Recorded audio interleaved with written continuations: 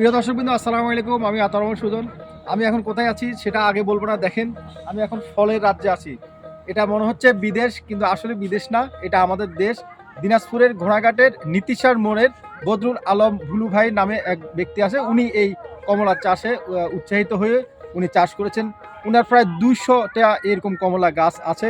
প্রতিদিন অসংখ্য মানুষ এখানে আসে এই কমলা নিজ হাতে পেরে নেওয়ার জন্য এবং আপনার বাজারজাত করার জন্য।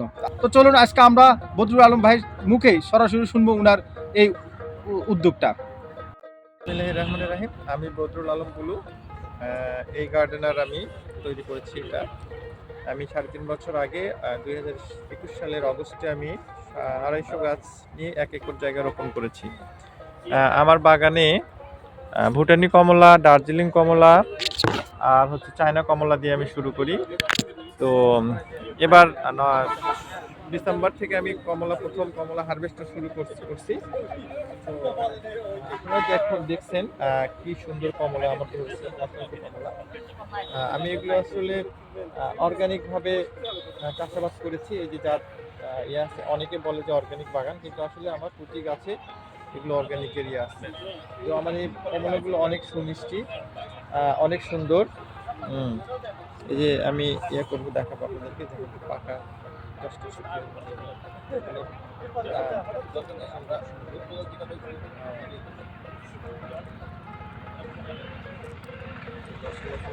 অনেক রসালো, অনেক রসালো।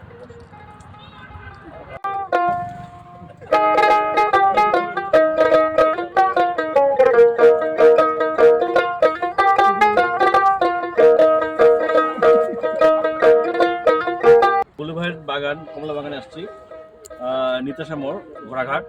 তো আমি এসে যেটা জিনিস দেখলাম যে এক গাছে মানে এত পরিমাণ কমলা ধরছে যে আমি নিজে এর আগে কোনো বাগানে ভিজিট করিনি। তো আজকে আমি একটু অবাক হয়ে গেছি।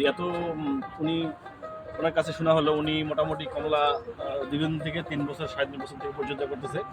এখন ফল চলে আসছে, আমরা একটা খেয়েও দেখলাম।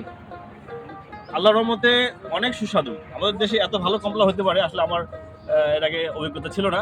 আমি আজকে খেয়ে অত্যন্ত খুশি এবং আনন্দিত যে আমাদের দেশে এরকম কমলা আসতেছে।